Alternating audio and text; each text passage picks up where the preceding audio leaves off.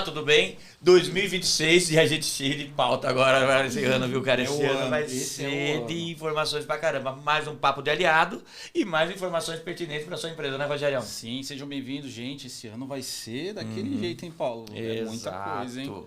E o Papo de Aliado, todo mundo já sabe, né? O programa que traz informações pertinentes e decisivas para sua empresa. Presta atenção em tudo que a gente fala aqui que você vai tomar decisões muito melhores. E o tema de hoje é um tema que a gente estava falando aqui já antes, cara, como tem gente com problema de saúde mental hoje no Brasil. E tem a solução para isso também. É uma pandemia, né? Exato. Tem solução e a gente trouxe a solução para vocês. Os nossos dois convidados, eu falo que nem é convidado, mas eu já fiz a carteirinha deles, eles já vêm, já... Não, é super legal, porque geralmente quando eu vou fazer convidando as pessoas, eu tenho que fazer uma lista, depois pede para se apresentar. Hoje eu não vou apresentar ninguém. Não precisa. Ele uma já até apresentou o programa aqui, já, um dos convidados. Mas vamos lá, gente. Sobre o que a gente vai falar hoje? Hoje a gente vai falar sobre a atualização da norma de regulamentação número 1, que tem os riscos da saúde mental, o NR1, que agora teve mudança já no ano passado, e a gente vai avaliar se as pessoas já se adequaram a isso ou não e quais são os impactos, né, Rogério? Muita empresa não sabe, mas cara, vai ser muito impactada. Mas então, para isso, a gente convidou duas pessoas super especiais, mas antes de apresentar essas duas pessoas, eu já vou pedir para você curtir, compartilhar, se inscrever no canal, entrar nas nossas redes sociais, www.grupoalliance.com.br é nosso site, já entra lá também e você acompanha todas as informações que são pertinentes para o seu dia a dia. E vamos às apresentações. Vamos ao que interessa, gente. Bem-vindos, né? Antes de mais nada, né? Mas vai lá, começa aí. Você que é o âncora, você que é o nosso chefe. Hoje a gente está aqui, gente, com a Tatiana, da Moema Assessoria. Tati, bem-vinda, nossa parceira, está aqui há muito tempo, já apresentou o podcast. E com o doutor Morival Ribeiro, da Boaventura Ribeiro Advogados. Doutor, bem-vindo de novo. Obrigado. Vamos ao que interessa, Paulinho? Esses dois, quando eu estou com alguma dúvida em questão de saúde psicossocial, de medicina do trabalho ou de direito trabalhista também, essas pessoas que eu recorro. Eu tenho certeza que eles sabem muito. E vamos ao que interessa, então, né? Bom, gente, tudo bem? Muito obrigado por estar com vocês. Obrigada, Paulo. Obrigado, Rogério, pelo convite, Grupo Alliance. Doutor Ribeiro. Tati, prazerzaço estar aqui vamos bater esse papo de novo para mais um bate-papo aí, sempre muito agradável e coisas é fácil, né, gente? Eu vou começar já um questionamento para vocês dois sobre essa questão da mudança do NR1. A gente teve essa mudança ano passado. Para quem não sabe ainda, é interessante a gente fazer um overview, né? Um overview, posicionar a pessoa sobre isso e depois a gente vai cair no que tem que ser feito e o que não foi feito. Então, acho que vocês dois podem um complementar o outro aí com facilidade, né? Eu sempre falo, Paulo, que eu acho que as NRs, para mim, elas são muito reflexo da sociedade, né? Então, já não é de agora que as empresas começaram a trazer muitos problemas de saúde mental.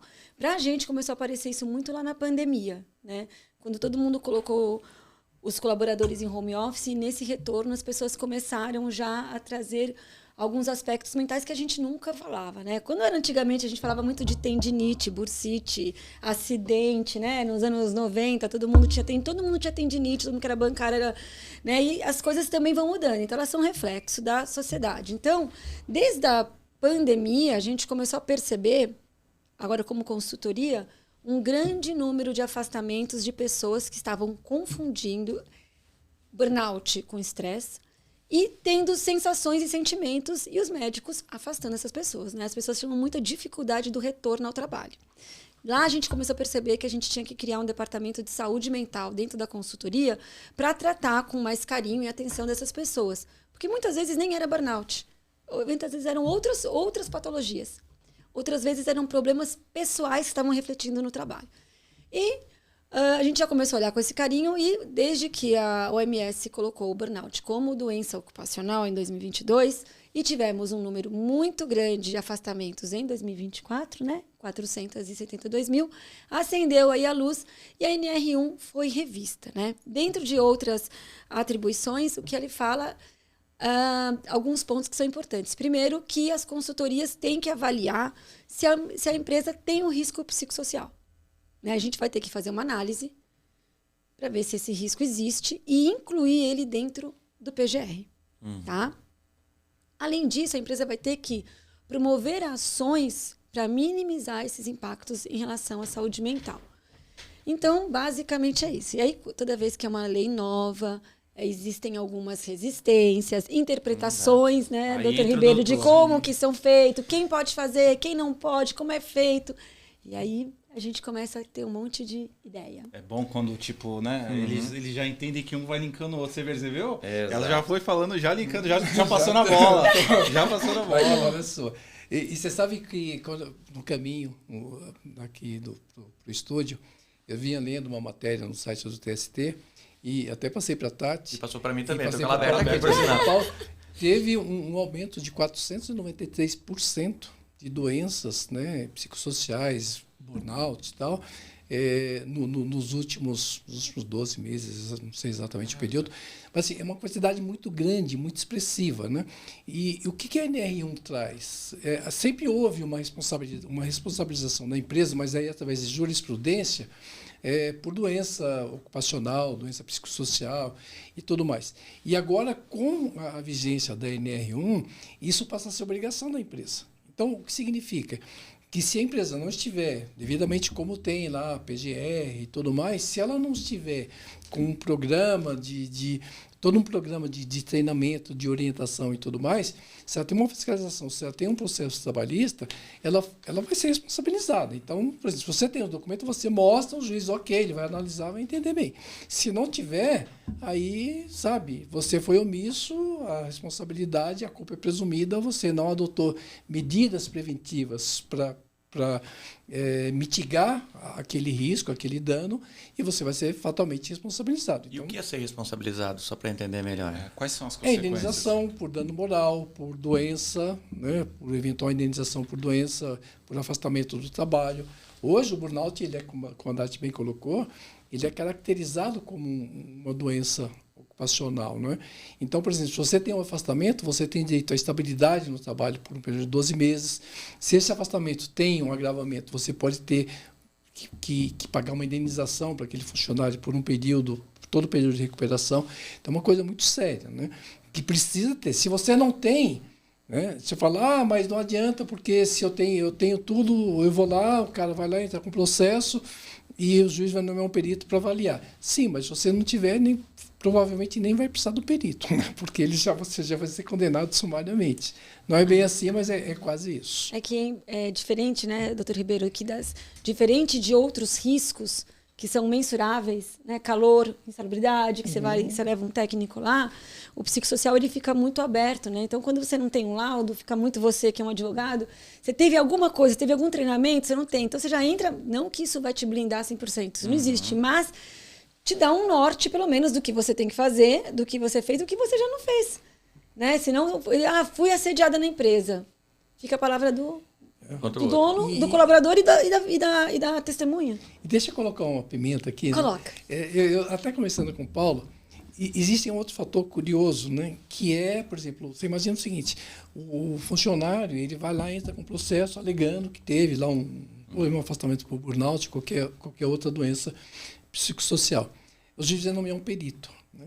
E aí, se você não tem um laudo bem fundamentado, bem estruturado, bem elaborado, evidentemente que o perito, você vai juntar aquele laudo no processo, o perito vai ter que analisar, vai ter que entender de que forma foi elaborado. Mas você tem um outro risco aí, que é o risco da perícia. Eu dizia para o Paulo, porque quando o juiz nomeia um perito, o perito é um profissional de confiança do juiz. Né? Então, o perito vai lá e faz o laudo. Se ele fala que existe nexo causal ou concausal da doença que ele alega com a atividade profissional, a empresa vai ser condenada. Se ele falar que não tem, a empresa vai ser absolvida. Só que se ele falar que não tem, ele vai receber R$ 806 de honorários periciais, porque o reclamante, que é o empregado, ele tem direito à justiça gratuita.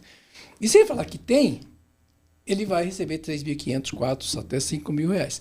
Então, é outra preocupação que a empresa tem que ter, porque a própria isenção do perito, quando a empresa tem um processo e vai para um processo, é muito relativo, porque, evidentemente, não bate. A balança ali, existe um certo desequilíbrio. Eu tenho batido muito nesse ponto, porque eu acho que é uma questão que precisa ser resolvida pelo Poder Judiciário, pela Justiça do Trabalho, sabe? Ok, você tem que pagar o honorário do perito? Tem. Então, que seja um valor equivalente. O Estado paga. Se não tiver, ele paga o mesmo valor para o perito, porque seguramente esse profissional vai agir com mais isenção. Evidentemente, a gente parte da premissa que a maioria dos profissionais são pessoas corretas, pessoas probas e tudo mais. Mas a maioria, não todos. E eu mesmo já tive casos, já estou com casos. Eu tenho um caso aqui no interior de São Paulo, que o cidadão foi fazer uma perícia e entendeu que o trabalho era havia periculosidade porque o cara abastecia o automóvel num posto de combustível. Sim. E pode explodir o posto de combustível. E aí isso já está simulado pelo TST, que o abastecimento do veículo não caracteriza. Ele colocou que sim, mas claramente é um profissional que agiu ali com falta de isenção. É uma outra preocupação que as empresas têm que ter também quando... Se prevenir, né, a questão da desgaste, né? Você tem que pagar para outra pessoa se defender. Sim, defesa de um perito para defender. Você tem que pagar do duas vezes, porque você tem que contratar um perito assistente para não deixar o perito do juiz passageiro, não resolve muita coisa. Mas é prudente que se contrate, a gente sempre recomenda, e se ele constatar que tem o laudo, né, tem a doença psicossocial, voltar aqui para o nosso tema, fatalmente a empresa vai pagar os honorários do perito e vai pagar os honorários do perito dela, do profissional que ela contratou como perito assistente. Quer dizer, então a gente está com o NR1 entrou em vigor já no ano passado com essas questões, essas mudanças na questão da saúde mental. E todo mundo falou, ano que vem, ano passado, a gente já teria que se ajustar. Só que daí teve perto da virada, o pessoal falou, gente, esse ano aqui vai ser só de ajuste, é isso, correto? 2025 de ajustes e 2026 já a fiscalização, já a E agora, então, obrigatoriedade. em 2026, a mudança real é que a lei já está em vigor. Sim.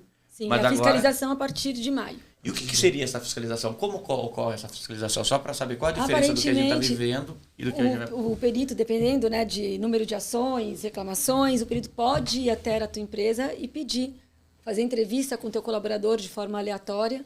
Né? Eu conversei com alguns peritos, eles falaram que a fiscalização vai ser ver se o PGR está com a documentação, se foi incluso, como foi feita aquela análise, como foi feito, quem que fez essa medição, se é um risco psicossocial ou não, tem ou não tem. Isso também traz uma outra abertura da conversa, porque tem empresa que ela mesma quer falar dela mesma. Né? Então, não, mas eu posso fazer a pesquisa? Não, você não pode, você medo, você da RH pode fazer. Que pesquisa seria? A fazer avaliação de clima. De clima. Né? Então, tem empresa que fala, mas eu posso fazer? Eu, não, você não pode fazer, porque você tem que ter anonimato, você tem que garantir para o colaborador que ele vai ser entrevistado e que ninguém vai poder ter acesso àquelas informações, né? Então, ele vai perguntar como é feito, como foi feito, quem fez, de que forma, você garantiu esse anonimato, foi incluso, vocês já estão fazendo algum treinamento e, aleatoriamente, ele pode chegar alguém, chamar alguém, perguntar como é o clima e como é que é a conduta. E o principal, denúncia, ex-funcionário. Quer dizer, muitas vezes o ex-funcionário, quando ele tem uma rescisão de contrato de trabalho, que ele sai... Ainda mais se sai desligado, né? E não existe ali todo um processo de desligamento, ele vai fazer denúncia, ele cria aquela denúncia. Então, a grande maioria dos processos que vem não é nem por fiscalização. Né? Evidentemente que a fiscalização ocorre quando eles percebem um alto índice de afastamento e tudo mais, aí acende a luz vermelha, os caras vêm e solicitam os documentos e tudo mais. Mas eu acho que também o principal ponto é a questão de denúncias, né? Que você tem muitas vezes desligamento, e quando você faz um afastamento, pessoa mais sensível, tudo mais, isso. E assim, muitas vezes denúncias que não tem fundamento nenhum. A gente recebe, através de clientes nossos, recebem denúncias mais absurdas possíveis. E aí, muitas vezes, o fiscal do trabalho, o Ministério Público, ele tem que ir lá, ele analisa, ele te manda uma notificação para você informar e gera outra tipo de situação, porque você tem que mandar folha de pagamento, relação de nome, telefone e e-mail dos 50 funcionários que foram desligados nos últimos 12 meses. É um trabalho pesado que o RH tem, o pessoal tem das empresas, para separar toda essa documentação e mandar. Porque antigamente a fiscalização era feita presencial, hoje não. Hoje você é notificado, você tem que separar a documentação, folha de pagamento, quantos funcionários você tem CLT, quantos funcionários você tem PJ, se tem, funcionários, prestadores PJ, né? Funcionário PJ.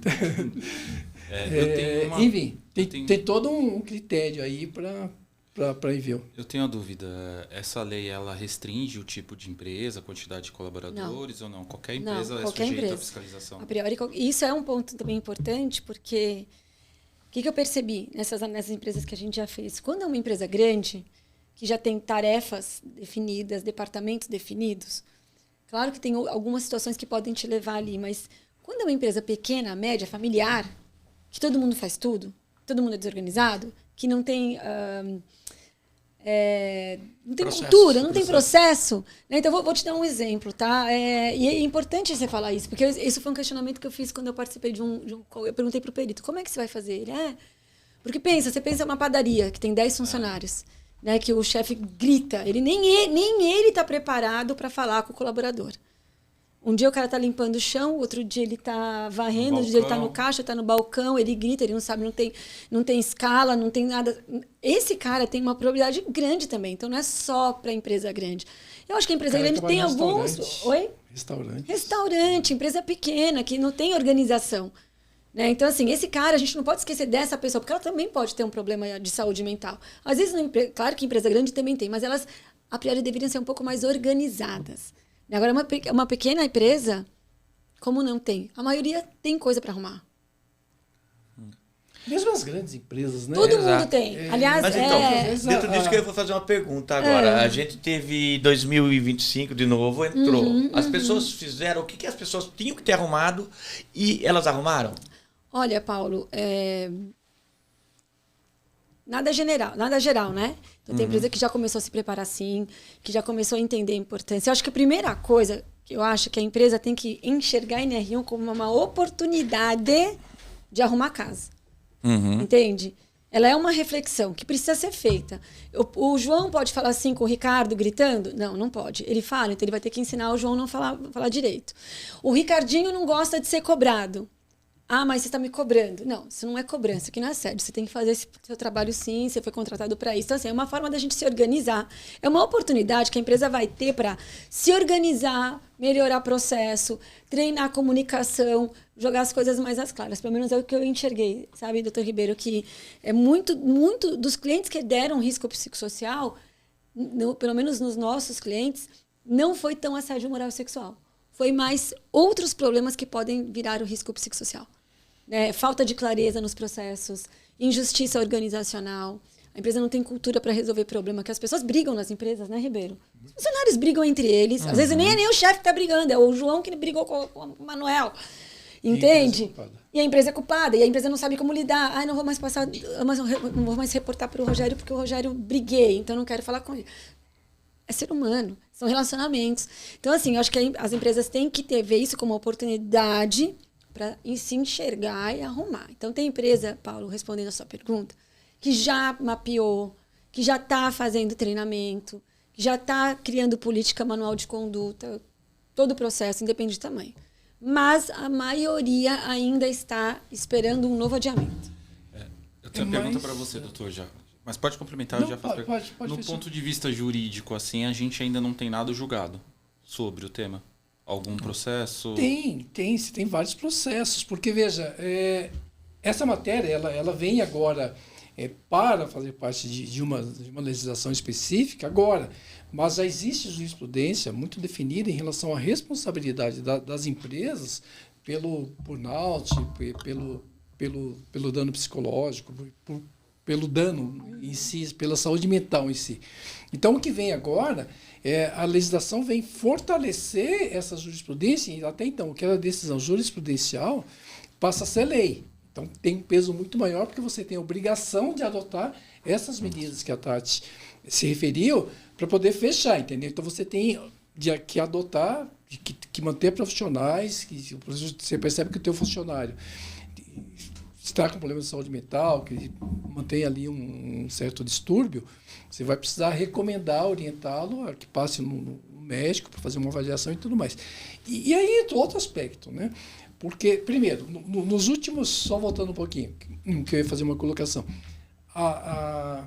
o direito do trabalho nos últimos 40 anos, né, evoluiu muito, porque até 2004, então 41 anos, até 2004, a competência da Justiça do Trabalho era limitada.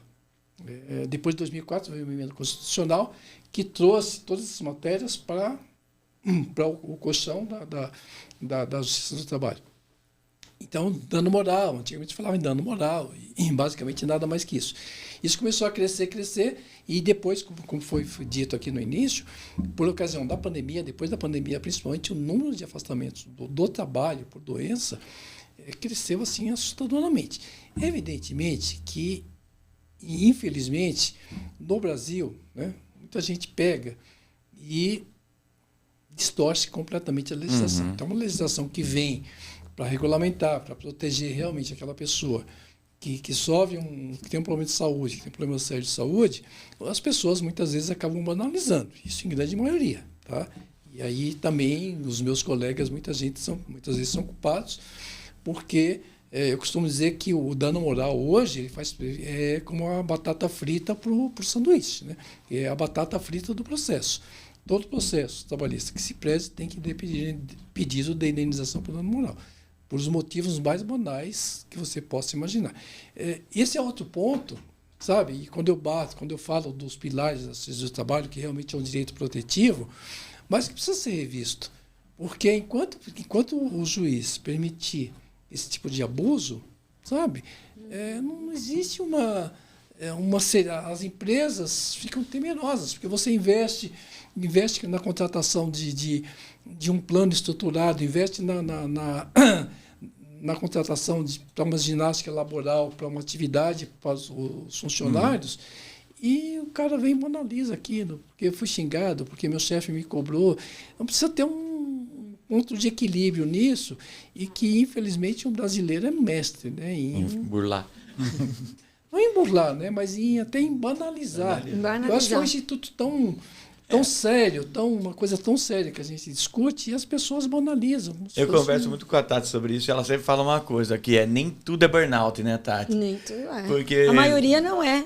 A grande maioria. A maioria não é. É porque você estava falando isso, e eu lembrei a primeira vez que eu vi um burnout. Faz uns 10 anos, tá? Para mim, eu achava, há 10 anos atrás, que era um pouco de exagero. Até o dia que eu entrei lá na clínica, acho que eu te contei essa história. Tinha um homem de 1,90 deitado em posição fetal dentro do consultório, agarrando a minha tia, né? Na época minha tia trabalhava comigo. Eu tinha visto, ele trabalhava num banco grande que a gente fazia admissional, demissional. Então eu vi ele entrando na recepção, foi fazer minhas coisas, quando eu vi aquela gritaria toda, quando eu desci, tinha um homem de 1,90 posição fetal agarrando na minha tia. A gente teve que chamar o SAMU para tirar o cara. Então, assim, quando você vê uma pessoa em crise por burnout, você começa a entender. Então, ao longo desses anos, eu comecei a perceber, a gente acompanhar casos de pessoas que realmente não têm mais condição de voltar para aquele ambiente de trabalho. E não é um estresse. Fisicamente, ele foi fazer um exame periódico. Na verdade, ele foi fazer um retorno ao trabalho. Daí, ele teve uma crise dentro da... Ele não queria retornar de qualquer forma. Não, assim, mas você viu aquele sofrimento. Ele não conseguia. Não, e você viu, ali eu enxerguei um sofrimento genuíno. Entendeu? Então não é assim, meu chefe brigou comigo, eu tô chateada. Porque... Não é isso. E ao longo desses anos, Paulo, a gente acompanha lá na clínica pessoas que você vê fisicamente, elas não têm condição mais de trabalhar naquele ambiente. Tem gente que não consegue mais voltar para trabalhar. Então, assim, é muito sério. Realmente, eu não sou médica, eu sou vendedora, mas é perceptível uma pessoa que não tem mais condição. E aí você queimou, né? Claro, aí você pensa, o cara era um diretor, era um gerente de banco, que antigamente tinha 30 pessoas na agência, hoje você vai na agência, tem 2, o cara tem que vender previdência, vender convênio, pagar, carimbar teu estacionamento, atender o tiozinho que não consegue passar o cartão. Então o cara tinha... Pressão... 20 funções e uma pressão absurda de vender tudo, né? Vender câmbio, vender dólar, não sei o quê. Salário, né? Quando nós vemos funcionários. Então, assim, e quando você vê uma pessoa dessa, você realmente vê a condição que ela fica, você fala, não, isso aí realmente a pessoa pifou, ela parou, ela não consegue mais. Então, assim, nem tudo porque muitas vezes até as próprias pessoas não sabem. Então, virou um termo popular, né? Às vezes também eu pego muito caso lá de médicos que estão afastando 60 pessoas que estão há 2 meses no trabalho. Então vai lá. Até você se adaptar à tua medicação, Você chega, te dou um faz uma atestado cara de 60 dias. Você faz uma cara de doente. E o médico, pipa na linha. Não é minha obrigação saber se realmente é o problema da empresa. Então começou a virar um dá Se o cara um realmente está tratando sério, se o cara realmente é sério, né? Sim, se aqui, né? Então, assim, você pega o histórico, quando chama, mas a pessoa está 2 meses na empresa. 2 meses. Não deu nem para pegar. Não deu nem para pegar nada. Quer dizer, entende? Então, assim, virou essa bola de neve. Então, acho que é importante que, às vezes, a pessoa não sabe que ela pode estar com alguma situação, mas não é burnout. Burnout ele é mais sério. Você tem que entender ali realmente a queima do colaborador. E uma coisa que a gente percebe, que isso é importante também, é a gente pensar que as pessoas, elas não estão conseguindo mais lidar com sentimentos no trabalho, rejeição, chamar atenção. Elas simplesmente não, elas perderam a capacidade de ouvir alguém que quer ensinar. Então, para você treinar alguém hoje, É muito mais complexo. você tem que falar, desculpa, Ribeiro, excelentíssimo, será que eu posso te ensinar? Você tem que pedir desculpa para a pessoa para hoje você conseguir corrigir, porque elas hoje se sentem muito ofendidas. Né? Então, assim, aí as pessoas têm problema de relacionamentos, baixa estima. Então, ela acha que o chefe está brigando e, na verdade, não está. Acha que você está chamando atenção e não está. Hoje, a gente vem aí de uma geração um pouco mais rebelde em relação a algumas coisas. Tem que discutir 10 vezes para o cara não comer em cima da mesa, usar o uniforme. Coisas que são básicas, né, Ribeiro? Tava no contrato de trabalho, né? Ó, você tem horário de almoço, tem que chegar às 9. Pô, você chega às 9h30 todo dia, você fica bravo porque o teu chefe está chamando. Então, é de tudo. Então, assim, e também eu vejo muito, Paulo, falando de confusão, pessoas que estão com problemas familiares, pessoas que estão com problemas financeiros, N outros problemas, e aí jogam no trabalho. Mas isso sempre teve, né, Tati? Sim, mas agora tudo é burnout. Agora, exato. A minha empresa é tóxica. Eu ia colocar isso. O meu chefe, eu recebo mal. Não, você recebe mal, você não sabe gastar. Tá na bet. Tá no crédito consignado, tá não sei o quê, tá devendo para todo mundo, acho que tem que ganhar 10, mas não sabe estudar. Então, assim, as pessoas estão confundindo algumas coisas.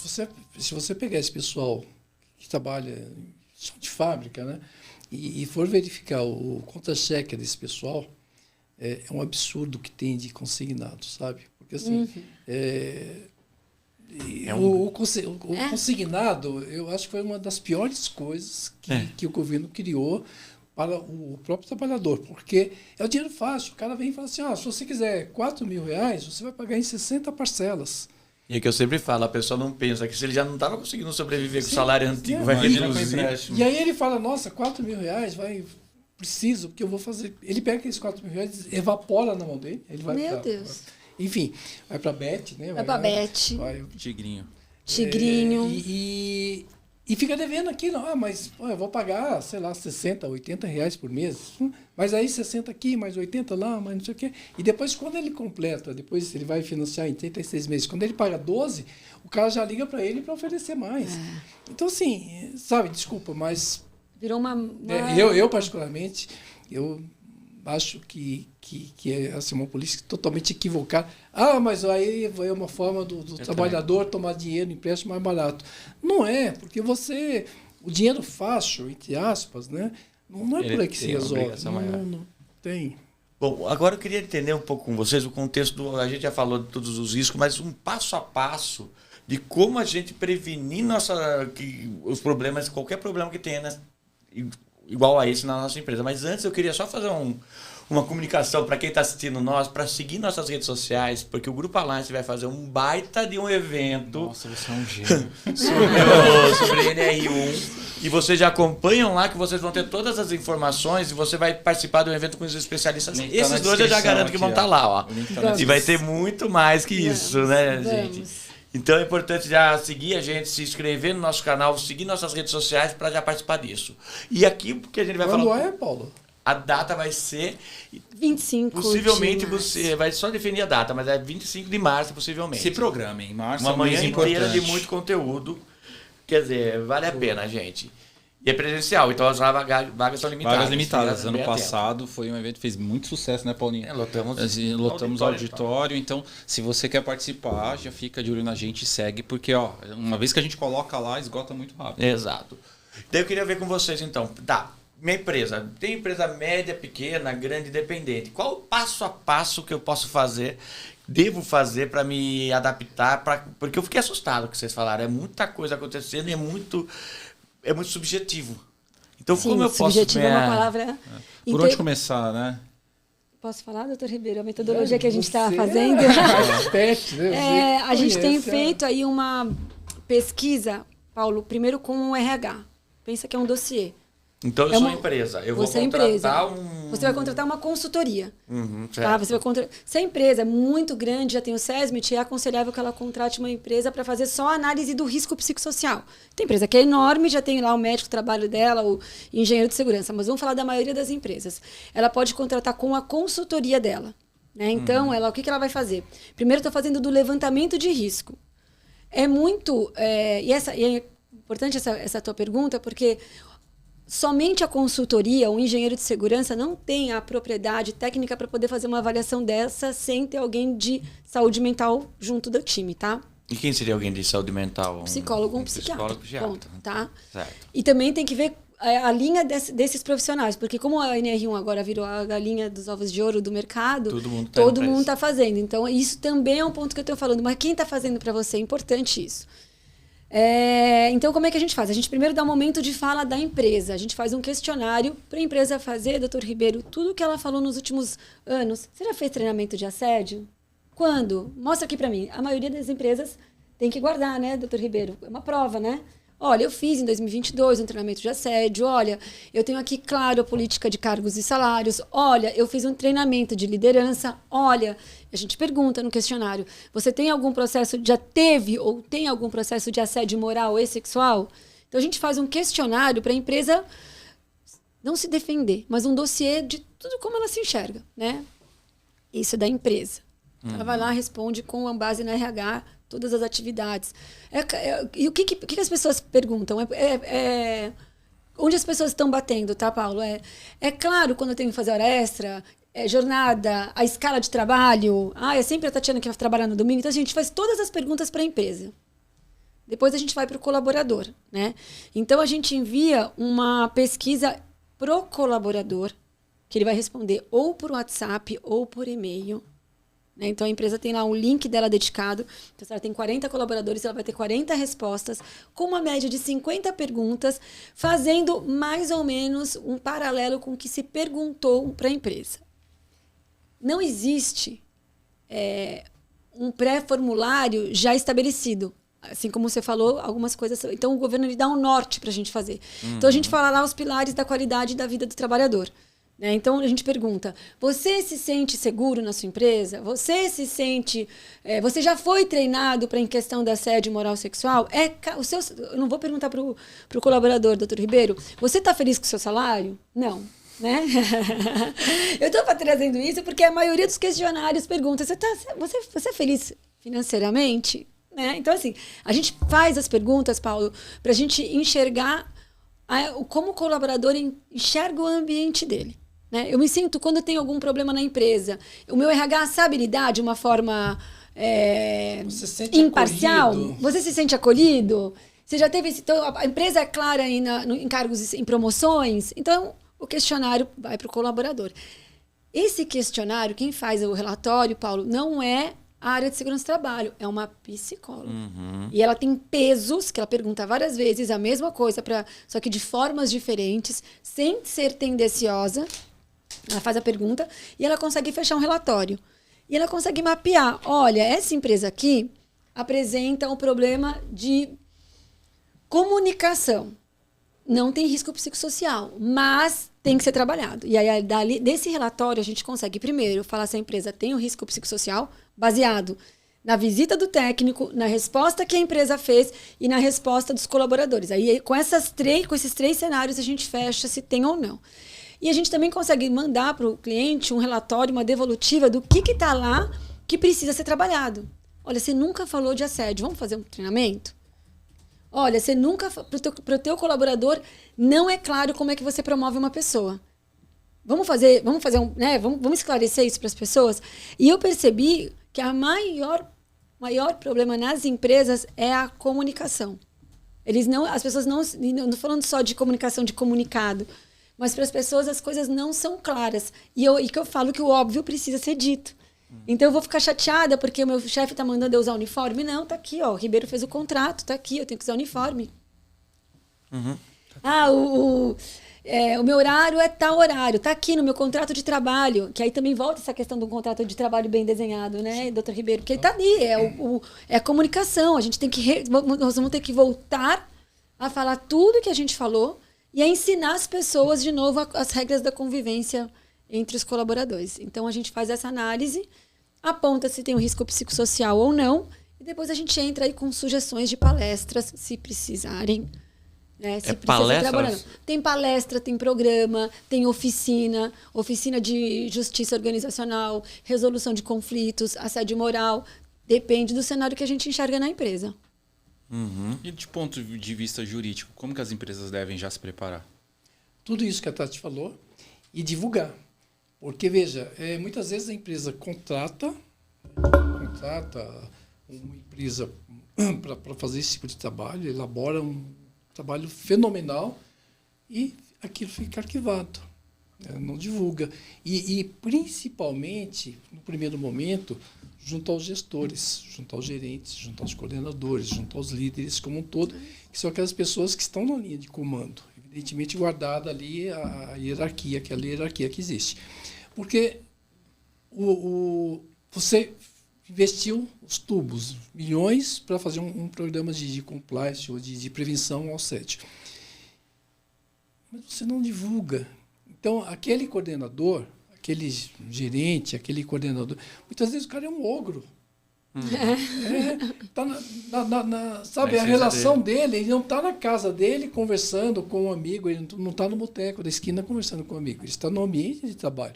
E no ambiente de trabalho, enquanto trabalhando, tem que manter uma relação formal com o profissional. Ele pode chamar a atenção? Óbvio que pode.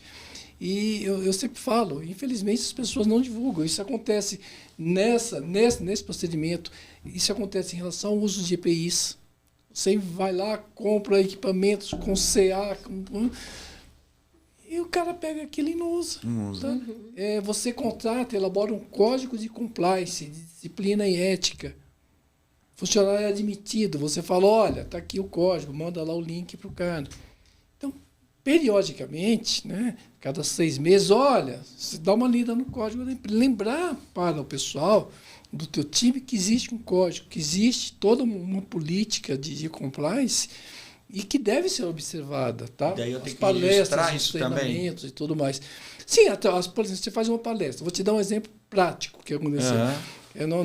Um cliente nosso enfrentou um processo de assédio moral, de indenização por assédio moral. Né? E discutimos, e coincidentemente, nós tínhamos feito uma palestra, acho que uns 6 ou 8 meses antes, dentro da empresa, envolvendo todos os gerentes e todos os líderes. E essa pessoa era uma gerente. E no processo, na instrução do processo, eu fui fazer essa audiência. E aí uma das perguntas, eu falei, se a empresa tinha uma política de prevenção ao assédio, se a empresa promoveu alguma política, alguma palestra de prevenção de assédio nos últimos 12 meses, ela falou que sim. Se ela participou, ela falou que sim, que participou. Aquilo, de certa forma, tem um peso, um peso muito grande. Né? Porque, claro, ela confessou, mas, por exemplo, quando a gente faz uma palestra numa empresa e tudo mais, existe todo um protocolo, uma ata, então, existe uma lista de presença, existe uma lista de presença dos funcionários que participaram, porque lá na frente, se dali a 6 meses ele entra, fala, não, peraí, a empresa realmente adota. E talvez também, Ribeiro, nesse treinamento, as pessoas reflitam também o que elas vão falar, porque hoje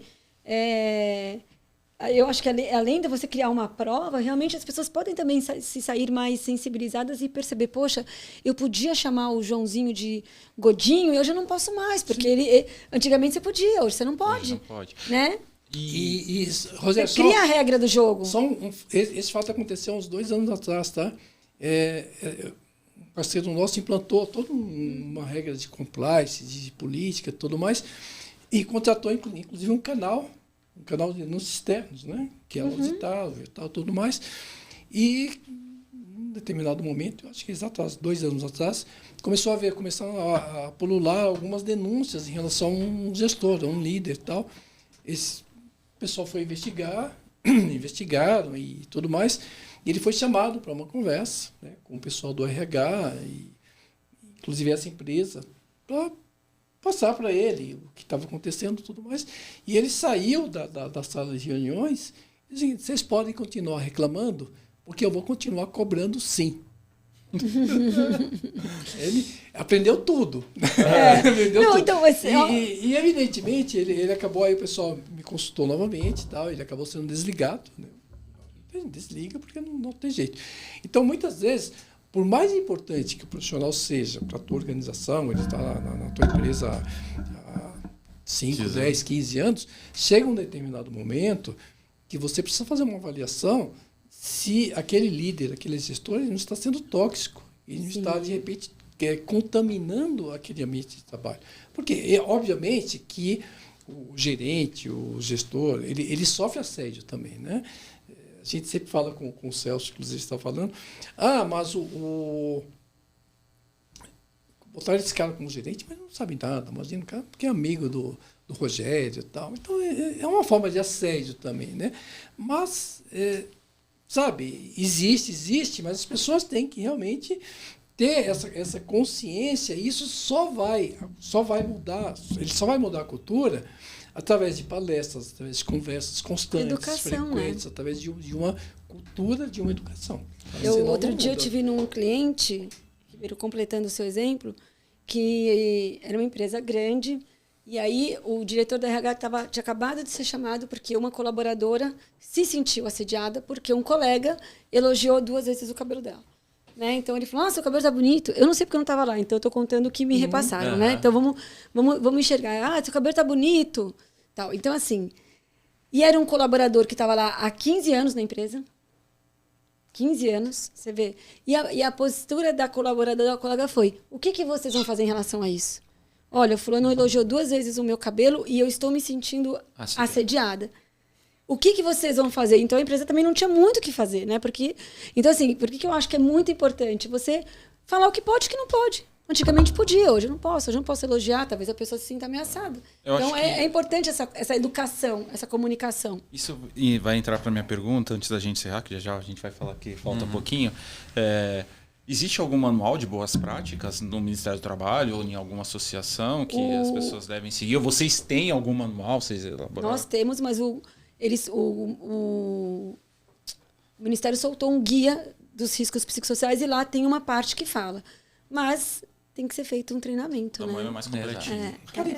Cada empresa tem uma política. Mas tem coisa que é básica, que não pode, né? Por exemplo, se você trabalha numa empresa... pessoal da área de marketing, propaganda, marketing, né? Na tua área específica, o pessoal é muito mais solto, é muito mais... A linguagem tem uma linguagem diferente e tudo mais. Existem determinados ambientes de trabalho que a relação é extremamente formal. Né? Na minha área, por exemplo, é extremamente formal. Mas você tem que falar... Eu costumo dizer o seguinte: eu converso com o cliente de acordo com o perfil do cliente. Né? Exato. Então, você discute, você fala palavrão, você discute, mas você tem que saber com quem você está falando, de que forma você está falando. Né? Eu acho que a principal preocupação que tem é quando você vai se dirigir a um subordinado, principalmente, você o faça sempre de forma respeitosa. O que a Tati colocou. Mas você não pode chamar atenção porque o cara chegou atrasado a semana toda. Então, não só você pode, como você pode mandar ele de volta para casa. Falar: cara, conversei com você ontem, anteontem e tal, chega, você pode ir para sua casa, vai refletir, vai pensar o que você quer. No âmbito da Justiça do Trabalho, por exemplo, uma relação, uma dispensa por justa causa, com base num comportamento de desídia. O que é desídia? Desídia é o cara relapso, o cara que chega atrasado hoje, é advertido, chega atrasado de novo. Certo. Então, se adverte 1 vez, 2, 3, então ele vai embora. Então, a empresa ele vai se você demitir por justa causa, dificilmente o Tribunal da Justiça do Trabalho vai reformar aquela decisão, porque você está tudo registrado, você registra tudo. O empresário brasileiro, de modo geral, ele tem o péssimo hábito de ser uma pessoa assim, complacente, muitas vezes com uma situação de tolerar atos de infração na empresa que seriam passíveis de punição. E quando ele tolera isso, vai chegar um determinado momento que o funcionário vai reclamar. Né? E aí ele vai falar, mas eu tolerou porque quis. A minha resposta é, tolerou porque quis, porque você tinha mecanismos para fazer uma cobrança. E essa cobrança não é ostensiva. Tati, olha, desculpa, eu já falei com você 2 vezes, você precisa avaliar realmente o que você quer da sua vida. Vai para casa, chegou atrasado 3 vezes na semana, a empresa precisa de você aqui, então vai para sua casa, você está suspensa hoje da sua atividade, amanhã você volta e... Gente, eu quero trabalhar com o Ribeiro até para chamar a atenção, ele é gentil. Não, eu quero trabalhar com você. Mas, a pessoa vai ficar ofendida, vai ficar chateada, mas você está exercendo o seu direito. Claro. Existe assim, a relação de trabalho, assim, você paga e eu trabalho. É simples. E isso não precisa. As pessoas muitas vezes confundem autoridade com... liberdade. Com arrogância. Com qualquer... Não é isso. Sabe? Você pode chamar a pessoa, você pode advertir, você pode exercer o teu direito de comando. Né? E está tudo certo. E do outro lado também, né, doutor Ribeiro? Existe do empresário, do líder, mas também existe do colaborador também uma dificuldade de receber uma crítica, de receber um feedback negativo, e as pessoas realmente estão mais sensíveis a essa Você sabe evolução. aquele profissional que tem entrega, né? Você sabe, você conhece o seu time, você sabe muitas vezes aquele profissional que você pode contar, que uma pessoa que entrega, que está sempre presente, evidentemente, no dia que ele estiver com algum problema maior, ele vai chegar, vai expor, e você vai negociar. Ele vai, olha, preciso do dia hoje para resolver uma situação. Está tudo certo, é uma situação super normal. Hoje você tem, nas relações de trabalho, por exemplo, você tem banco de horas, que você precisa se ausentar para resolver um assunto pessoal, particular, qualquer que seja. Vai lá, joga, negocia, coloque no banco de horas e está tudo certo. Mas precisa ser conversado de forma muito transparente. Gente, infelizmente já estouramos o tempo. Passou rápido, né? Não acredito. E daí eu queria que vocês deixassem em relação a essa questão do NR1, uma mensagem final, sempre olhando lá para a câmera e explicando o que é, e depois a gente vai pedir os contatos. Primeiro vocês deixam essa mensagem, depois a gente vai pedir o contato de vocês, tá bom? Tati, lady first. Obrigada. Eu acho que eu quero convidar quem está ouvindo a gente a refletir sobre essa oportunidade que as empresas estão tendo, sobre as relações no trabalho, o futuro do trabalho. A gente não ser 100% radical. Eu acho que a gente está num momento hoje de equilíbrio, de repensar algumas coisas, claro, sem perder o fundamento que é ter produtividade. Mas eu acho que faz sentido a gente repensar e ser mais leve no trabalho, que acho que é isso que é mais importante. Doutor? É isso. E adicionalmente, a NR1, na verdade, ela trouxe, né, para a legislação uma situação que já existia há muito tempo no Justiça do Trabalho, que é a responsabilização da empresa por eventual situação de estresse, de burnout ou de qualquer outra doença ocupacional ou psicossocial do colaborador, do empregado. Então, ela precisa estar sempre muito atenta, né, àquilo que ocorre. Como eu disse há pouco, você conhece invariavelmente seus funcionários, ou o teu gestor, o teu gerente, ele conhece os profissionais do time dele. E o respeito acima de tudo. Hoje em dia, eu acho que a gente precisa compreender, né, respeitar o espaço do outro, sempre observando aquela linha, né, do poder, da prestação do serviço e do tomador do serviço. Dito isso, eu acho que as relações podem ser muito mais leves, muito mais tranquilas. Né? Um outro ponto que eu acho importante também abordar é a questão de você entender que o teu funcionário precisa daquele momento de desconexão, né? De se desligar do trabalho. É sábado, domingo, muitas vezes você vai chegar domingo, 8 horas da noite, você vai mandar uma mensagem, né, para o teu funcionário para lembrá-lo de uma demanda que você tem no dia seguinte pela manhã.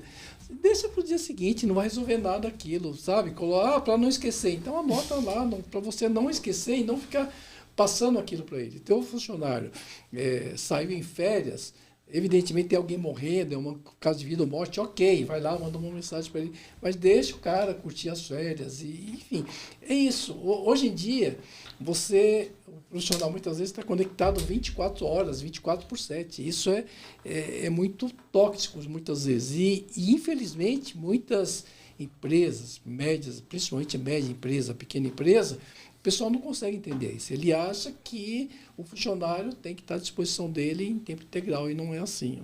Tem que ter uma reflexão, né? Essa nova norma, essa NR, você tem que parar e fazer uma reflexão sobre realmente que as relações de trabalho já mudaram muito e agora tendem a mudar muito mais. Sensacional. Dava para falar mais umas 2 horas aqui, gente, com esse povo aqui. Eles são sensacionais. Mas como eu falei, já está acabando nosso prazo, eu vou pedir só que vocês deixem o contato de vocês, como as pessoas que encontram, como que a gente... não esquecendo, acompanha a gente para ver o evento NR1 que eles vão estar lá, tá? Eles são ótimos. Mas pegar o contato de vocês para que as pessoas possam seguir vocês nas redes sociais e conhecer mais o trabalho que vocês realizam. Eu estou na @Moema Assessoria e @doutor.stress, onde a gente só está tratando de NR1. Meu nome é Tatiana. Boaventura Ribeiro Advogados, vocês nos encontram lá nas redes, né? Boaventura Ribeiro Advogados, Murival Ribeiro. O que vocês precisarem, qualquer orientação, qualquer dúvida jurídica, fiquem à vontade. Rogério, muito obrigado, cara. Valeu. Link passando aqui embaixo. Exato, o tema é muito sério, pessoal. Então, assista mais uma vez, curta, compartilhe esse material e mande para todo mundo que precisa, cara. O tema acabou, não tem mais para onde correr. Vai ter que ajustar. Se a sua empresa não estiver alinhada com as questões de riscos psicossociais, desculpa a palavreada, mas praticamente você vai entrar numa roubada muito grande. E até o próximo, gente. Até o próximo, gente. Se vemos daqui a pouco. Tchau mais.